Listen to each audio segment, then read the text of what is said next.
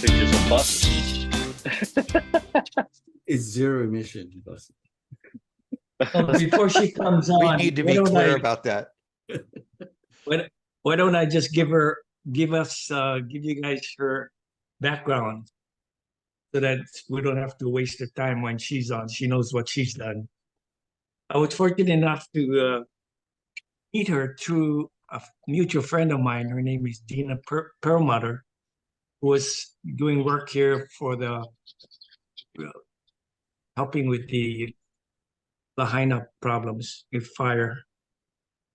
So she asked me what I was doing. I mentioned hydrogen, and she said, "Oh, my friend's the best hydrogen person because she's very involved in it." And here she is, I think. All Yes. right. Hi, everyone. How are you? Sorry Aloha. for the delay. Aloha. Aloha. And Thanks so mahalo much for for having joining. Yeah, So, Jared, Angelina, you want me to give everybody your background, or you'd rather do it yourself? I think you'd be a lot better. Either way, Okay, so Okay. so good to see you all do it. here on a late Friday. I just came back from beautiful Hawaii, and I wish I didn't have to. It was really, really great to be on Kona for a few days with my family and celebrate my kids' birthdays, which was really nice. So my name is Angelina Galetiva, and I'm currently the CEO of Arches, as you can see, which is the hydrogen hub for California.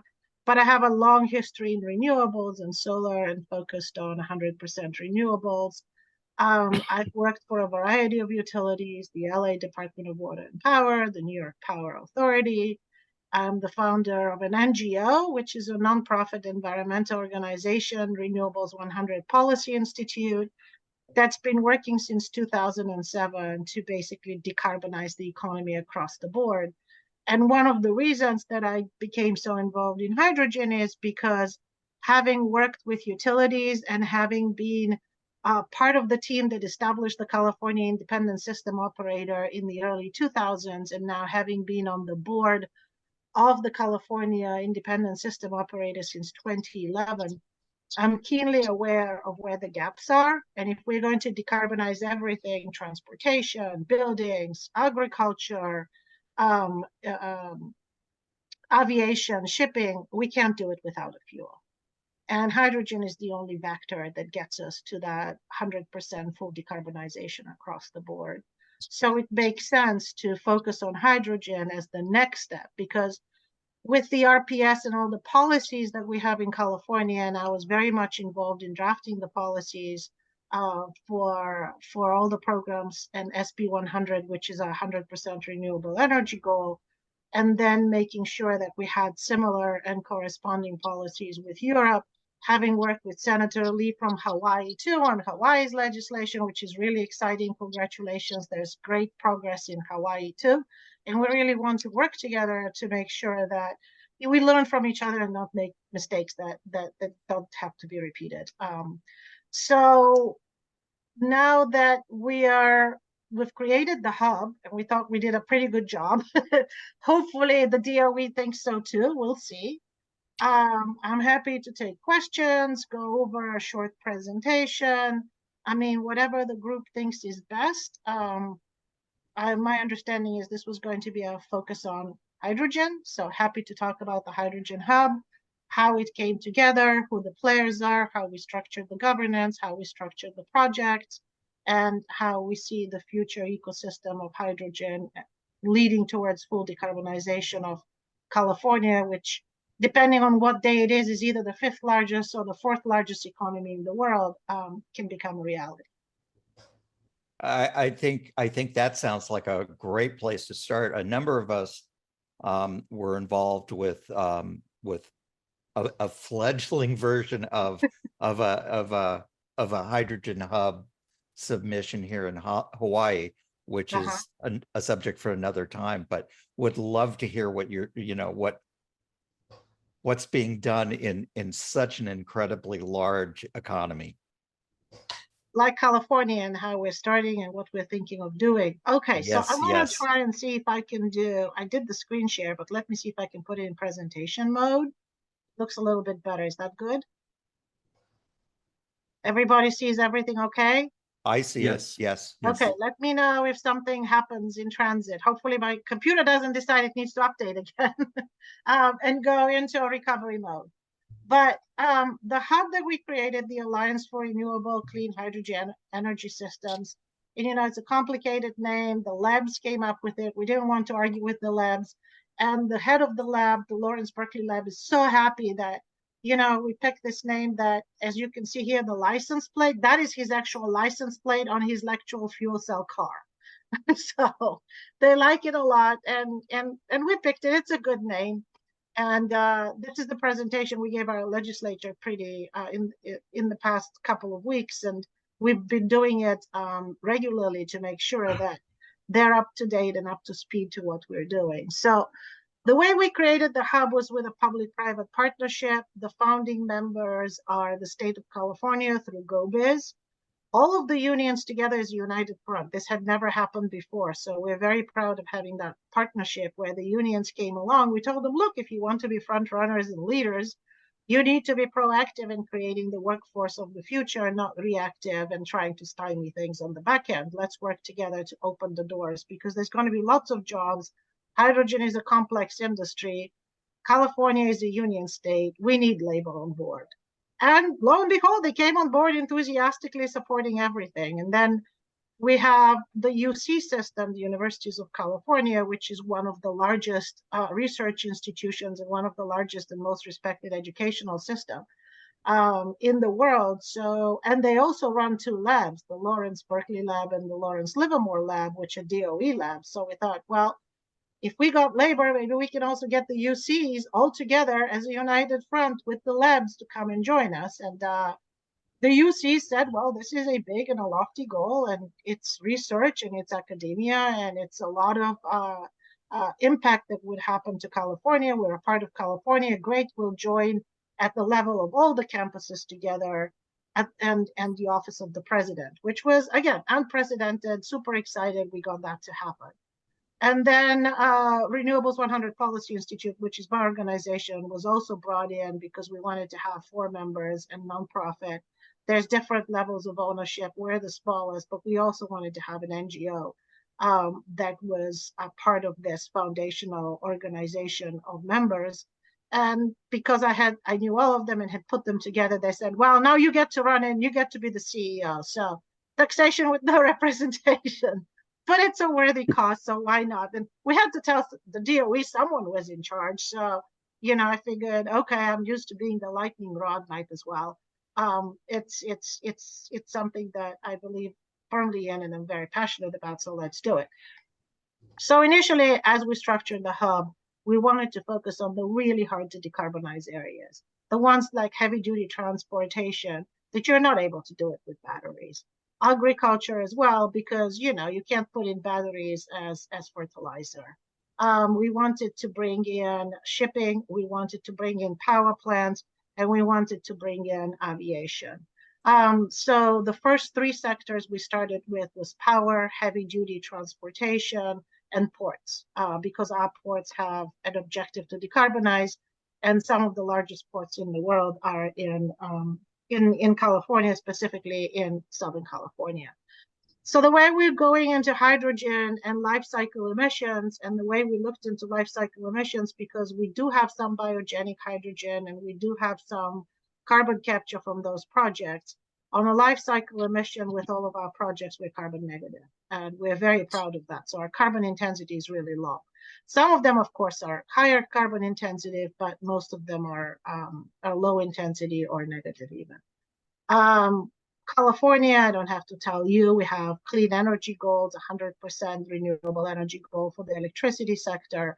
And we've reached 100% on the grid, not 24/7, not every hour of every day, not 365 days a year. But, we've been able to operate at 100% for a few hours reliably. We operate routinely on 60, 70, 80, even 90% on the grid. And we know that we can run a grid on renewables. The issue is how do we stack the resources to ensure that we have reliable operations across the board as we decarbonize transportation and industry and aviation and shipping and agriculture and all those other sectors. That's going to be an interesting opportunity. I hate the word challenge, so I don't use it. I always turn it into an opportunity. We have very strong clean transportation goals, zero emission vehicles, and fuel cells are considered zero emission vehicles or electric vehicles for purposes of our California law. And indeed, fuel cell vehicles are electric vehicles. We have strong climate change goals where by the end of 2045, we have to be carbon neutral. And we're used to launching programs that enable market transition. So what was our mission right from the get-go? This is a public-private partnership. We wanted to make sure that we could unlock private investment. So it's to create a sustainable, statewide, renewable, clean hydrogen market and ecosystem in California and beyond. You know, we feel very strongly that the DOE saying they want the hubs interconnected on a regional and national basis is something that we can facilitate and make happen. Hence, working with Hawaii, whether you get a hydrogen hub from the DOE or not, it doesn't matter. We'd love to work on hydrogen programs with Hawaii. Arches utilizes renewable resources to produce hydrogen with the objective to fully decarbonize the regional economy. And our priorities are environmental justice, equity, economic leadership, workforce development, and hydrogen market viability. We wanted to make sure that that is something that happens. And why is my, that's interesting, slide not moving? Do you see me okay? Yes. Okay. Oh, okay. So here we are. Okay. So here's the Arches differentiation. We are ready to hit the ground running. We issued an RFP to see what the status of the hydrogen projects in California was, and we got 100 proposals back. From those, we called 39 in Tier 1 projects, and the whole ecosystem of hydrogen projects that are actually ready for build-out in California is 56 billion. The ones we narrowed down, the 39 projects are the ones we submitted to the DOE for the proposal. So we've got industry that's ready. We've got hydrogen infrastructure in terms of pipelines. We've got hydrogen fueling stations, more than anybody in the United States. We've got industry that utilizes hydrogen, and we've got even airplanes flying on hydrogen already. We've got the higher educational institutions, like I said. We've got the state that's ready and stepping in. Labor is supportive, and we have community support. Most of the community is supporting. You're never going to get all of them. So we have the infrastructure availability, the industry readiness. We've got offtake and resilience ready. We've got power plants that are committed to already buying hydrogen. So the offtake of credit-worthy partners is there. We've got community connectivity and certainty. So we want to establish a exemplary hub by 2030, but we also wanted to show to the DOE that we've got plans for beyond 2030, that 2030 is not an end goal. It's kind of a starting point, if anything, to where we're going on our journey to decarbonize. We're focusing on hard to decarbonize sectors, starting with ports, power, and heavy-duty transport. And then we are expanding into heavy industry, aviation, maritime, agriculture, hydrogen derivatives, and synthetic fuels. So ramping production and offtake of renewables hydrogen, right now we have about 30 tons per day produced and used in California. We're going to ramp that up to 500 tons per day by 2030. And then we have plans for ramp up beyond. We've got measurable benefits, community benefits plans, and others. So we're focused on low carbon intensity hydrogen. We went for the green hydrogen hub. At full out, blending of hydrogen with natural gas will not happen in pipelines. It will only happen at the end use until there is 100% hydrogen available to power the power plants or whatever end use there would be. Hydrogen needs to be treated the same as other renewable assets. We're very worried about the production tax credit and the 3 pillars that are being proposed of additionality, geographic correlation, and time correlation, and only for green hydrogen, no other hydrogen, and then taking hydrogen out of context of other similarly situated technologies such as batteries or compressed air or pumped hydro or anything like that. So we want to prioritize the hard to decarbonize sectors and those impacting disadvantaged communities the most. Our advantage is, again, that we felt, and I think the DOE so far has agreed because they haven't eliminated us, is that we've got a one-team entity and we've got a single point of responsibility for the whole state. The application of ARCHES was for all of California. There's no other application, and we've enveloped all of the projects under a common umbrella. We've got 39 projects that are viable with industry leaders with co-funding. They cover a large cross-section of the community, and they're statewide. And we've actually been working on this for almost 2 years now. And we actually started working on a concept of a statewide hydrogen initiative before the DOE hub was even a reality. So it kind of came to us as a very welcome opportunity. So we believe that we were further ahead than anybody just because we had done so much thinking about this and had the team already talking.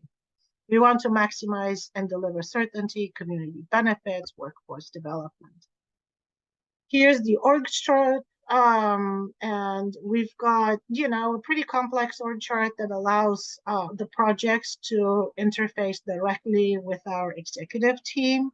And we've got the cross-cutting activities under the ARCHES umbrella, because ARCHES will be doing community benefits, workforce development, safety codes and standards, system analysis. We approached a systems approach, so it's not just a one project, but a system of projects that delivers the details and deliverables that we've promised.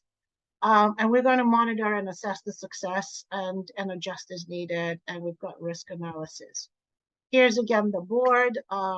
We thought the DOE might have issues with it, but the only question they asked was, well, on the project side, you only have consumers, producers, and infrastructure as 3 members. Are you going to bring in more project representation into the overall consideration and governance? And that's where this came in and alleviated their concern that the projects would have direct access to the executive team and to the board as well. But they shouldn't have a board seat because they'd have, divided loyalties.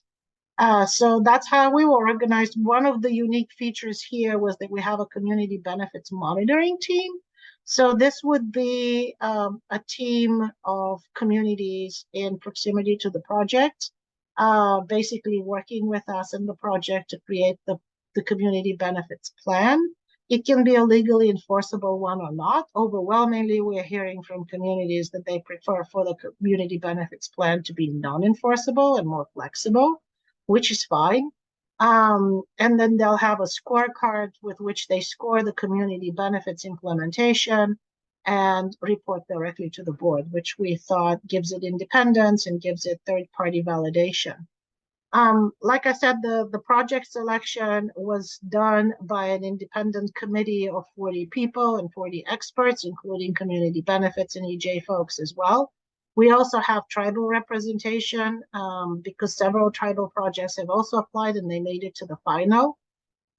We looked at the project again from a system-wide holistic opportunity to enable a sustainable economy and the ARCHES ecosystem, to realize co-funding and market viability, to provide actualization and goals that can be realized, and provide strong community benefits.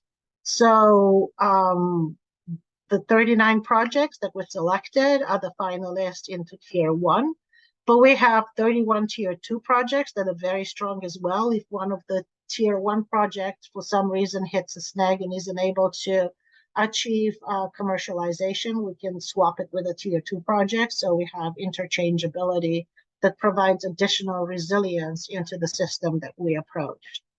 So here's how we set up the approach in terms of feedstock, renewable electricity and biogenic. It's a very limited use of biogenic materials in terms of municipal wastewater.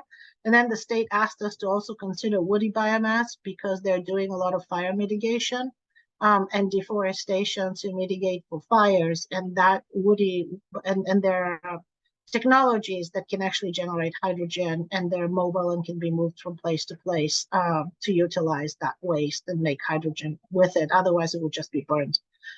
Then we're using water for electrolysis with direct renewables, as well as the grid that's increasingly decarbonized.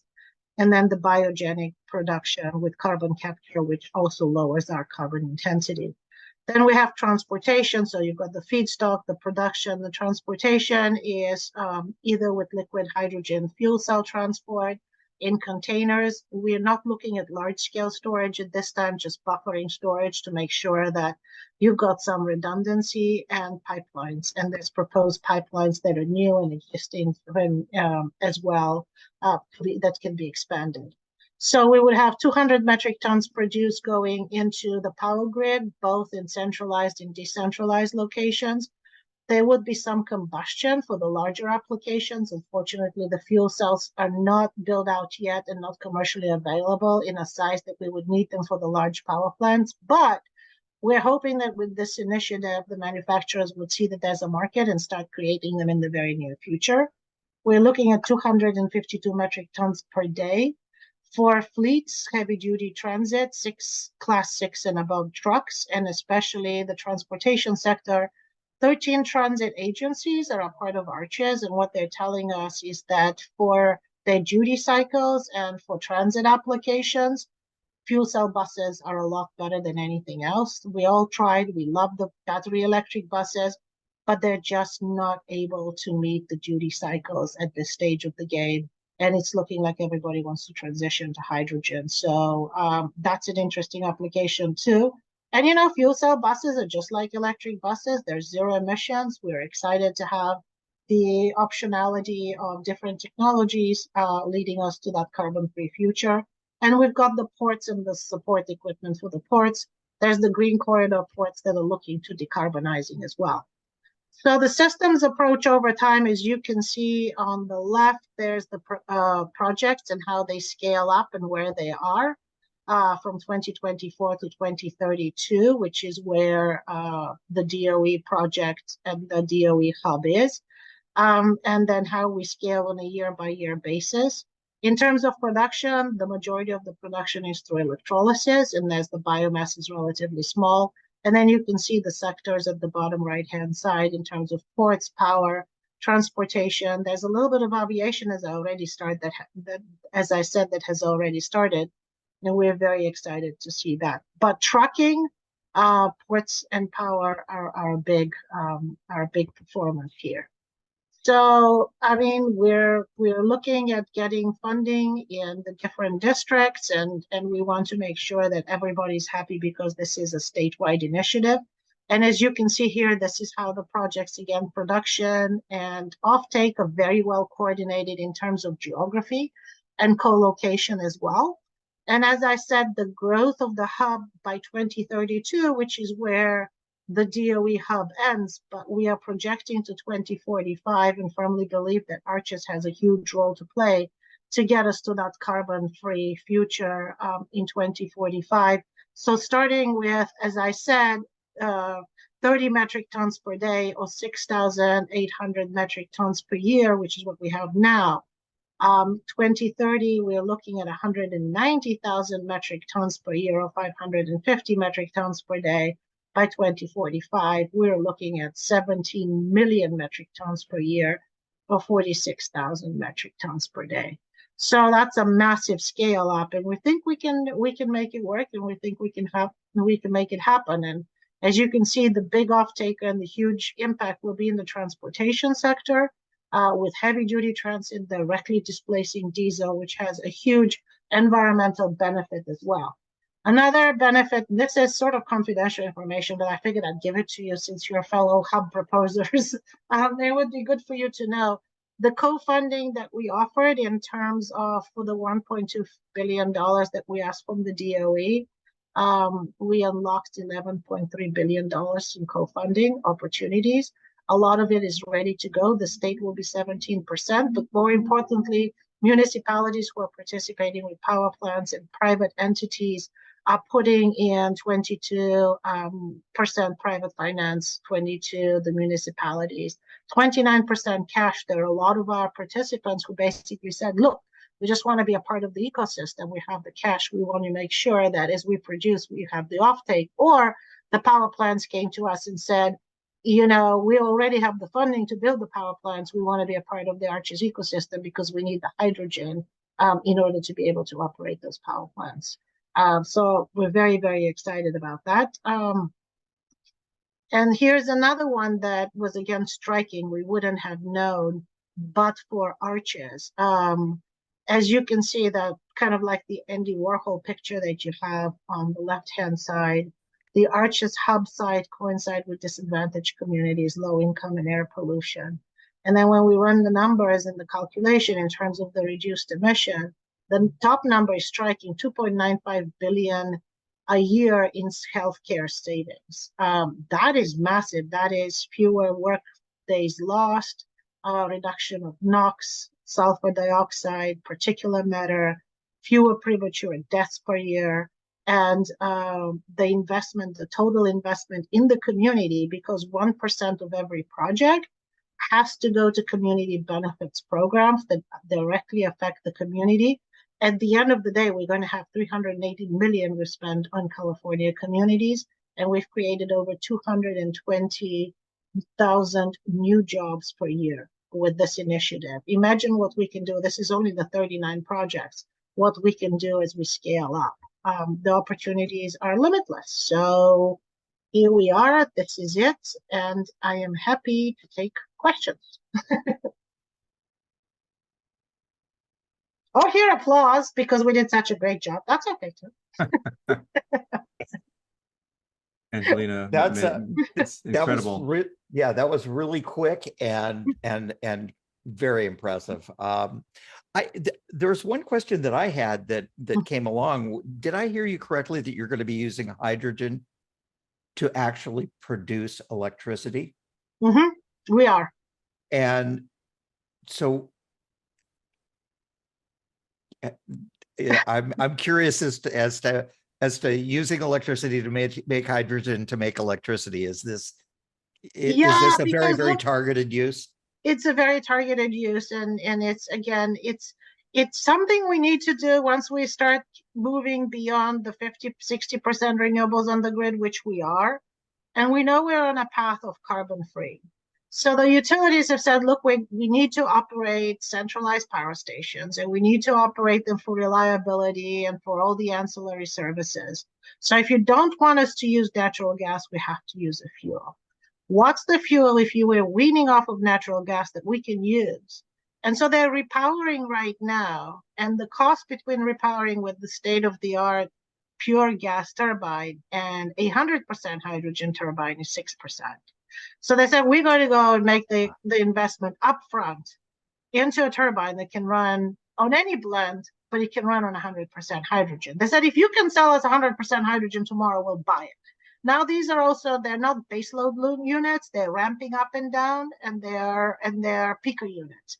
So the fuel cost is incremental. They really don't care if the fuel is too expensive.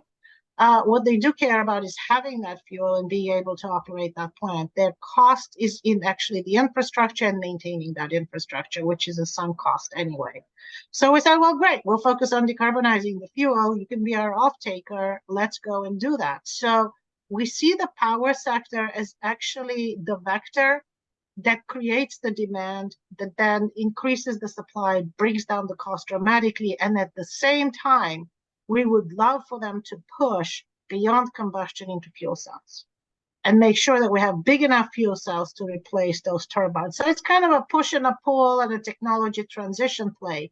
But on the other hand, we have a lot of distributed generation too with the smaller CCAs that are going to fuel cells directly. So yes, it's using electricity to make hydrogen and then make electricity, but in very strategic, cost-effective locations.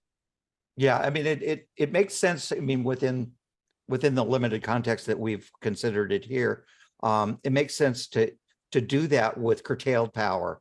Yes. You know, as an alternative to, say, batteries. And correct. So, yeah. So, okay. We're looking at that too. We that. have a lot of curtailment, and we're foreseeing a lot more curtailment. Mm-hmm. And as we scale up the installation of more renewables, and because we're so solar centric, we know that's going to be an issue. So we need sinks.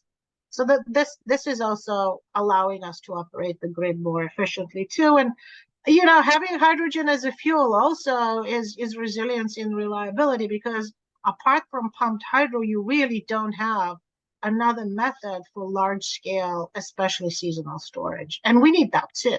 Yeah. Regardless of the cost. So we've got to show that it's feasible, and that's what we're doing. Thank you. That definitely clarifies it. Sure. Yeah, so it's exciting. And it's been really rewarding, and I'm happy to say that it looks like it can be done. We're looking at actually being able to achieve the $2 per kilogram production cost by the end of 32. Our goal is to have hydrogen at $5 a kilo. And at $5 a kilo, it's directly cost competitive with diesel. And displacing diesel is our big environmental and air quality benefit. Sure. So Harvey has his hand up. Great. First, just thank you so much for sharing this. It's very impressive, and it's really an honor to be able to get your time to tell your story. My understanding is that to produce hydrogen requires a lot of electricity, and California has established a plan to transition to full EVs in a relatively quick period of time. That's going to demand a lot of energy in and of itself. So is there competition for limited renewable energy for this? Yeah. Do you Well, feel that no, I mean, I don't know that there would be competition for limited renewable energy, because you can charge vehicles at night as well, and you can produce hydrogen at night as well. So the two can balance the use. But being on the grid, I will tell you, the grid operators are really stressed, because electric vehicles can plug in, and they're they're distributed and they're mobile, and you don't really know where they're plugging in. And if they're plugging in at the end of the day when you've got your super peak, and God forbid there's fast charging happening at the same time too, and they're zapping the grid, they can cripple us. Hydrogen, on the other hand, is less of a fear, because it will be more centralized and it can be modulated, ramped up and down, and follow grid signals more quickly. With EVs, you're counting on them following market signals. And then you've got to insulate the distribution system to ensure that, that zap doesn't happen, and those fast chargers being installed everywhere are not giving us a lot of comfort. So we're going to have to adjust and figure out how we do it, and how we kind of flip the normal operation, right? Because until now, demand, demand grows and fluctuates whatever way, and then load and centralized energy, when they were fossil powered, kind of follow the demand curve, and they ramp up and down with the demand. We now have to flip this around with renewables, especially intermittent renewables, and get demand to follow when load is available, and when generation is available, and that's going to take a little bit of time and adjustment. And yeah, it does give us heart palpitations. Hydrogen, on the other hand, not as much. Will there be competition? In a weird way, if what the DOE is proposing with the 3 pillars, they could be, because what they're saying is, and I don't know who came up with that. People tell me it's the environmentalists, and I'm like, it couldn't be the environmentalists, because all it does is help blue hydrogen and gray hydrogen. It doesn't help green hydrogen, but additionality above the RPS. So if you've got an RPS goal in a state, like in California, we have to interconnect 6,000 to 8,000 megawatts a year, which is extremely difficult to do, because you've got limited points of interconnect and limited amount of energy that you can bring in, especially when it's variable. And to say that any electrolytic hydrogen project has to be outside of that and on top of it is a redundancy that is completely unnecessary. Or if you're going to do it, then you should also do it for batteries, and you should do it for EVs, because they do exactly the same thing. There's additionality with every EV that gets plugged in. So from that point of view, there's an unfair treatment, and there could be some kind of a competition, an artificial one created in that way, which shouldn't happen. So I'm hoping that those policies don't gather steam. They're seductive. They sound good when you talk about them initially, but once you start peeling that onion, the result is expensive green hydrogen, no projects being built. The renewables are not going to be scaled up to accommodate for additionality. That's just not practical. And you kill the green hydrogen market. And don't take my word for it, the Europeans tried it. So when I say learn from our mistakes, the Europeans implemented the 3 pillars in a draconian way. And all of the projects that were announced, the International Energy Agency just issued their report. Less than 4% have achieved financing. So private capital pulled out. And we don't want that to happen because we have a large amount of cost share with private capital. And for our ecosystem to succeed, which is $56 billion in total, the DOE giving us $1 billion is not going to make or break it. We need to ensure that private capital stays. And that happens with, long-term, consistent, transparent, easy to understand regulatory frameworks. If I could just follow up for a second, back to that question of availability of sufficient energy to support all the demand. Are you coordinating at all with other types of renewables, whether that be, geothermal, or possibly nuclear reactors, or possibly? No, we don't want nukes. No nukes.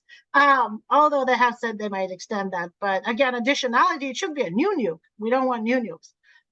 We're coordinating with offshore wind. We believe offshore wind will be a game changer. We're coordinating with the Pacific Northwest to have more access to hydropower. We're developing significant research right now in fusion as well that might not be that far off. Well, we'll talk when it happens. Like, I'm not a fan of the nuclear stuff. It's like, also, if we could capture just 2 minutes of the solar radiation that hits the Earth every day, it's an issue of, storing it and transporting it. We can power the whole world for a year. So it's not like we need to be playing with fusion. Fusion comes to us. Let's figure out how to store it and distribute it. Let's make hydrogen with it. Hey, Stan, you wanna dive in? Thank you. Sure, thanks. Angelina, that was a great presentation, and we thank you for your time.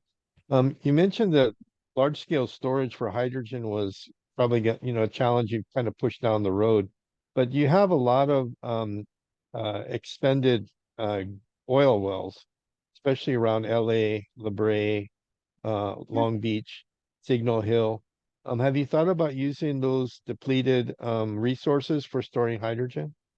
Not yet, and I'm sure that we will be. I know that in Utah, they're using the salt mines, and I know that you can use underground storage, and we'd love to, and maybe have above ground storage too. But the oil wells are ideally situated around the ports as well, and we're going to need hydrogen there too. So yes, great point. That's something we need to look at.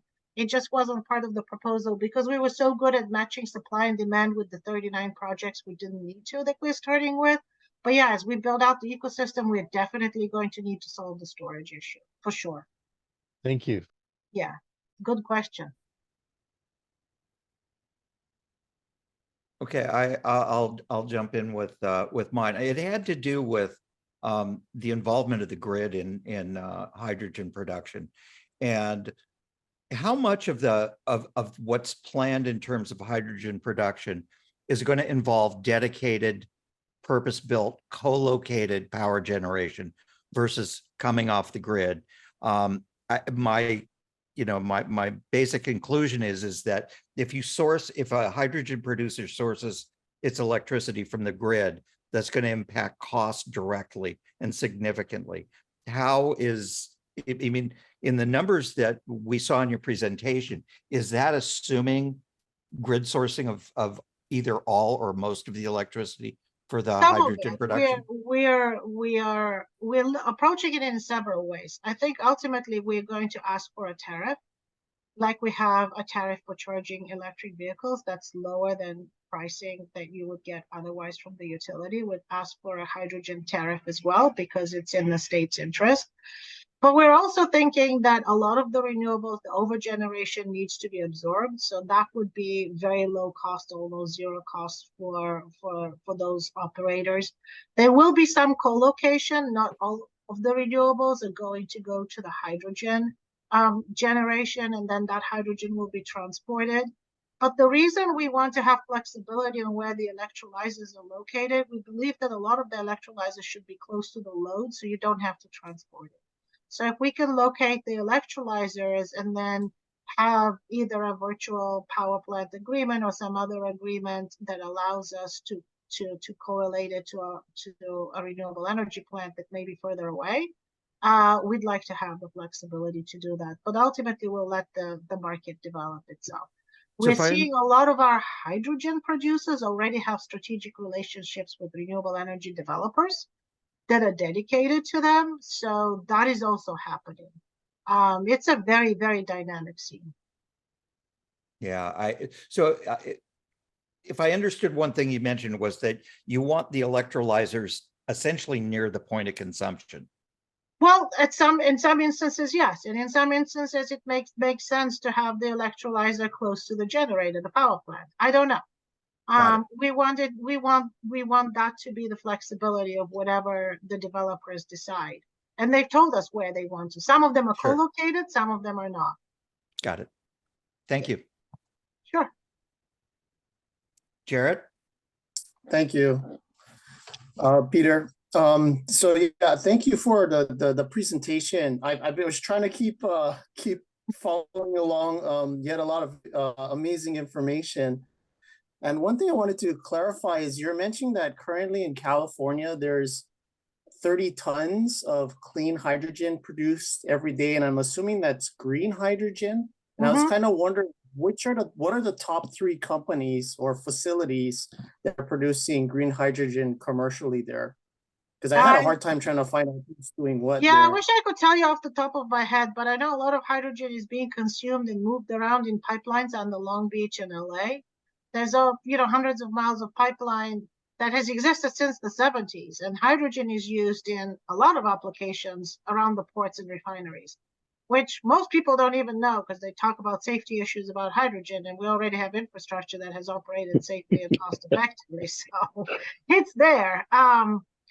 But let me see what I can get for you in terms of who's producing it and how, and how much. But there's 30 tons that's being produced, that's being used in fuel cells and throughout the state. It's very small. I would Well, guess that a bunch of it is related to refining Oh, yeah. oil and For sure. Yeah. Yeah. That's the major use right now. That's why it's on the Long Beach and LA, right around the port complex. I think we have Ray. Hi. Hi. So, all right, hypothetically, if you were speaking to a developer who was intending to produce hydrogen on a large scale and their finance partners, you had mentioned earlier on that the goal is by 2030 to have hydrogen about $5 a kilo. With a large capital outlay in the beginning and the current pricing being in place, which makes everything fairly feasible on a traditional finance model, if in just a few years the price is going to be a fraction of that, how do you justify that to the finance partners? Well, you justify it with volume, right? I mean, if you're looking at the cost curve of whether it's batteries or whether it's solar, and I don't have to tell you the reduction in pricing over time with volume. So we're hoping that with volume, the price comes down.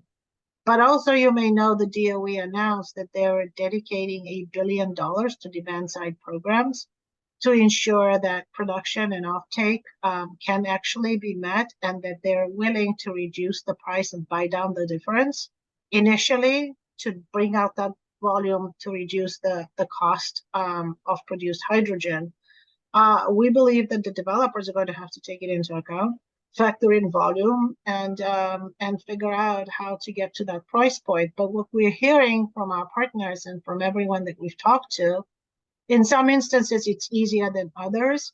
So we're going to have to work on implementing a program to buy down some of the hydrogen, incentivize it even for the transit agencies, they said if it's more expensive than X amount of dollars, we can't buy it. But if you can fix the cost, because they don't care about the cost of the bus, they care about the cost of the fuel and the operation.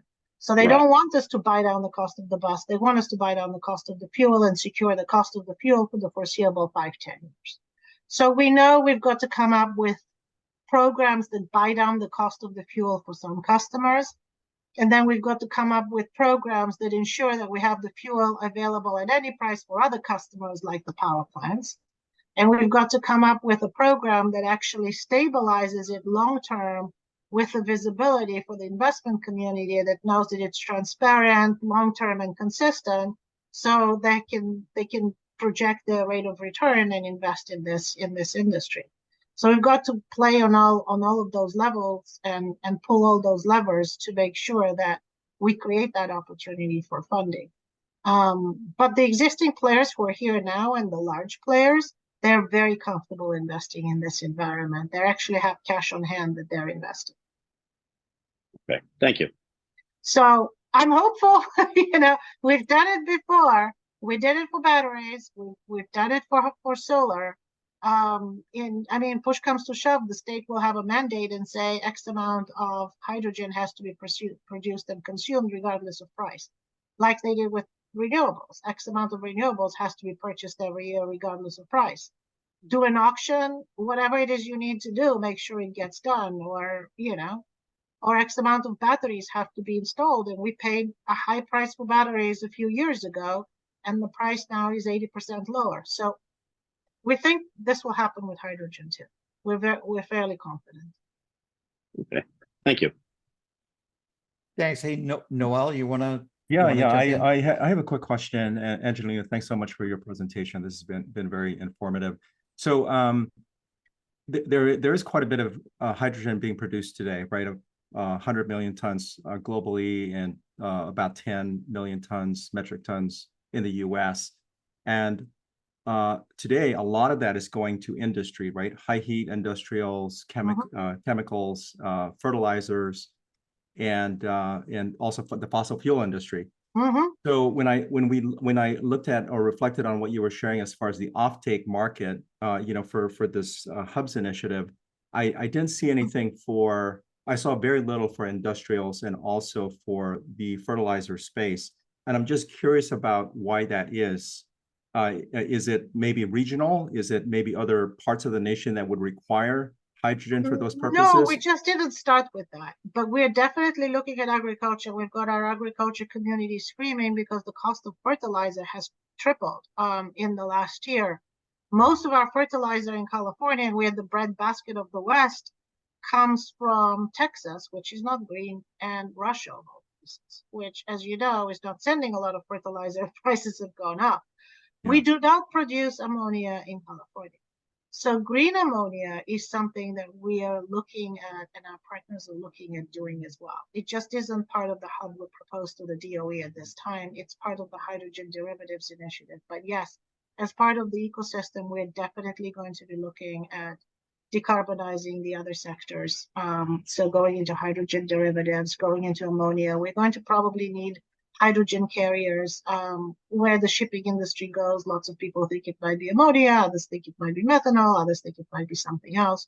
But we certainly will have to look at that as well. And industry, we are looking at industry and heavy industry, cement industry, steel industries, everything else. So for sure, anything that uses hydrogen, we want to make sure that hydrogen's green hydrogen and not fossil-based hydrogen. Thank you. Hey, Keith. You're muted. Thank you, Angelina. Yeah. I heard you mentioned the capacity for Marble's capacity to produce hydrogen from organic or ag waste sources. How is that accomplished? Well, there's biogenic processes that can do that. And we've got proposals that, we've had hydrogen produced at the wastewater facility just down the street from me in Huntington Beach. And then we've got a hydrogen fueling station right next door that fuels the hydrogen vehicles. So apparently there's ways to make. I'm not the technical person, I'm the legal person. Don't ask me the technical questions. I can bring you the experts who can tell you that. I can just tell you that we've got proposals, and they're viable proposals that have been vetted by the experts, and they're in the queue. Yeah, I was just trying to imagine this big vehicle going into the forest and gathering up. No, there's apparently mobile units that can do this, and they do it in Europe, where a lot of the deforestation initiatives, as they deal with the waste, they have a mobile unit that can make hydrogen and store it, and then they transport it around. It's not the cheapest way to do it. You wouldn't be doing it if you weren't, you know, cognizant of the fact that, okay, you're producing those emissions anyway, might as well make something useful out of them Right. instead of just having them burn up into the air, since you're mitigating for fire anyway. And same with wastewater and with municipal waste. Yeah, that's what I was waste is there thinking. anyway, Thank so you. you might as well. I know that we have not fuel cells, but microturbines on our landfills. So as they flare the methane gas, the microturbines use that to generate electricity too. So it's not unprecedented. Angelina, I have, of course, I have a question. So in our analysis of looking at renewable energy and hydrogen in particular, I've drawn a distinction between electricity and liquid fuels. Mm-hmm. Liquid fuels for transportation. Yeah. And the big difference, you know, in the challenge when it comes to liquid fuels as versus electricity is that you have a legacy infrastructure that essentially just needs a new generation source. Whereas with liquid fuels, you need an entirely new, unique connective infrastructure. The vehicles that are going to use that liquid fuel, be it the industrial transportation for trucking or shipping or airplanes, they need to be able, before they're going to invest in that new equipment, you know, unless you're using a drop-in fuel, say for aviation, they're going to make that investment into that new equipment. The manufacturers of the equipment need to know that their customers are going to have a reliable, substantial fuel supply, as well as the people who are going to buy that equipment. No, we learned that the hard way just recently. I know. So, I mean, to me, it seems that what you were talking about in terms of the government guaranteeing a price for the hydrogen, we have to do that, is critical for this transition. The option to not do that or to leave it to private industry to kind of figure it out. The volatility doesn't allow the transport operators to plan, right? That's not how they work. With the infrastructure, though, there's the surprise that I found. So Foothill Transit that I met with not so long ago, they operate about 25 hydrogen buses, and they now bought 30 more. They said it was easy to install the infrastructure because the fueling stations were very similar to what they use for diesel. What was a challenge was the supply of hydrogen, but now they have a more secure supply of hydrogen, and co-locating it next to the diesel fueling station worked for them. And it was exactly the same way. You operated the same way. The operators love using the hydrogen buses. I heard stories because I met with the operators too. They hated the battery electric. It would die in the middle. It wasn't able to climb a hill. If you have too many passengers, it doesn't want it. It doesn't like the air conditioning. I mean, a whole bunch of problems. One of the issues Proterra is having a, bankruptcy and filed for bankruptcy. It's just that the performance wasn't there. And it's unfortunate because it would have been good to have those battery electric buses too. But what I'm also seeing is the co-location, not only here in my city, but other cities too, the co-location of a regular gas station and then a fueling station, right, as part of that complex. And then you have trucks bringing in the hydrogen fuel, just like you have trucks bringing in the diesel. So that seems to be something that is easy to get adjusted to, and people's use patterns will very quickly match that too. So we'll see. Hopefully fuel cell cars will take off. Although for light duty, battery electric seem to be doing just fine. It's the class 6 and heavy duty that we really want to, the diesel guzzlers that we really want to decarbonize. Yeah, I tend to agree with you. Thank you very much. You've been waiting for a while, patient. Sorry. Well, I just wanted to ask you, Angelina, if you could expand a little bit on transportation fuels for aviation and for shipping, because ammonia is one of those things in the running for shipping at least, and possibly aviation, and then also liquid hydrogen. I mean, how do you view those leading in? Because Airbus is already talking about 3 hydrogen powered aircraft by 2035 as on production. So California's they're working with World Fuels Rolls-Royce here. and And so they've got a plan, and they're working with Air Products as well. And it's pretty much an advanced program. For shipping, I'm hearing ammonia. There's actually ammonia terminals that they're talking about building off of the port of Long Beach as well. Ammonia seems to be the one that's gathering the most steam. That's what I'm hearing in Europe and the Middle East as well. But there's still some bumbling about methanol, so we'll see. But we're flexible. Whatever derivative makes it, that's fine with us as long as it's based on green hydrogen and we can produce the green molecules. And you feel like you can make that transition pretty quickly for that scale? We have to. We have to. We already have a few aircraft out in Lancaster. I mean, Lancaster is a shining star operating on hydrogen, and they're doing really well. I don't know if you want to Google, it's either Zero Jet or Jet Zero, but those are the folks from Boeing that were creating the single body airplane that looks almost like a UFO. And they're making great strides. They're in Long Beach too, and they think they're going to have a commercially available aircraft in less than 10 years. And they're also looking for hydrogen supply. So very, very exciting developments on the horizon on the aviation side. Shipping.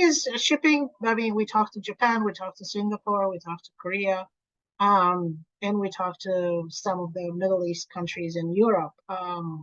Most of them are leaning towards ammonia. Thanks, Angelina. Both as a fuel and as an energy carrier. So we'll see.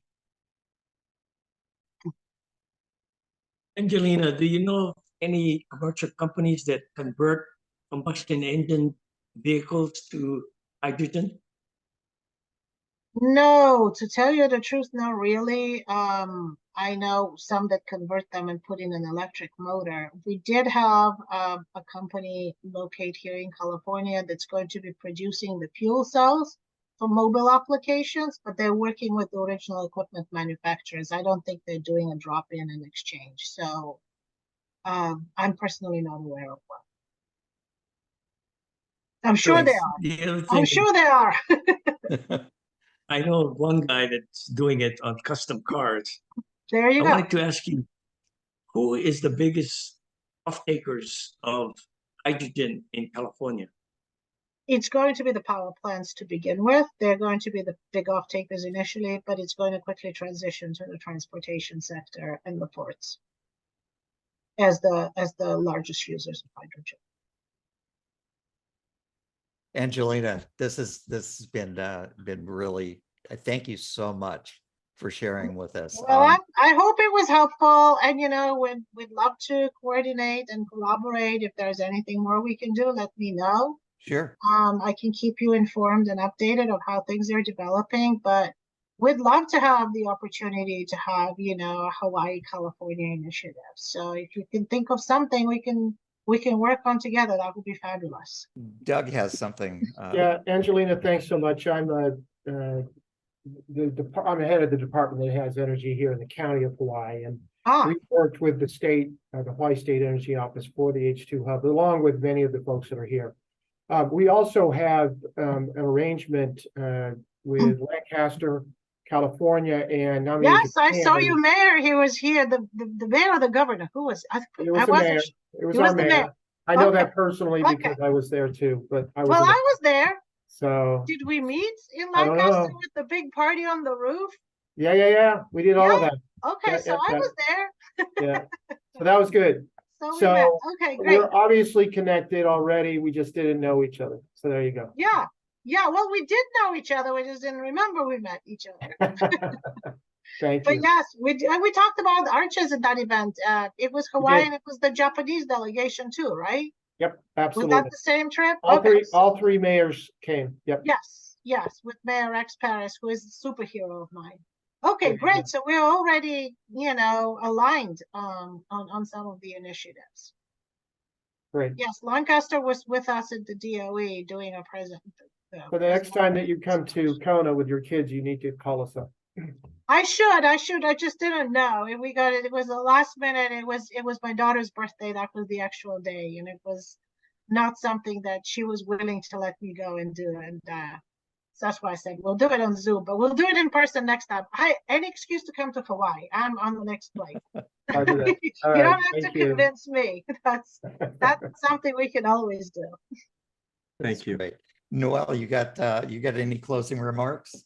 No, just again, just the thank you. I know it's rather late out there, Angelina. I really appreciate you taking the time. It's really an honor, and Sure. we do look forward to connecting again. Well, thank you. I'm very happy to join you at the end of this day. And do you know if you're in the finals for the hydrogen hub? Where's Hawaii? Do we know? We haven't heard that we're not. Okay, great. So maybe we'll have hubs that can coordinate. That'll be even better. That would be even better. Okay. Well, thank you so much. Have a wonderful evening, and we'll stay connected. Excellent. Okay, Thank you thank so you. much. Bye. Bye. Bye. Thank Bye-bye. you. Okay, Angelina. Thank you.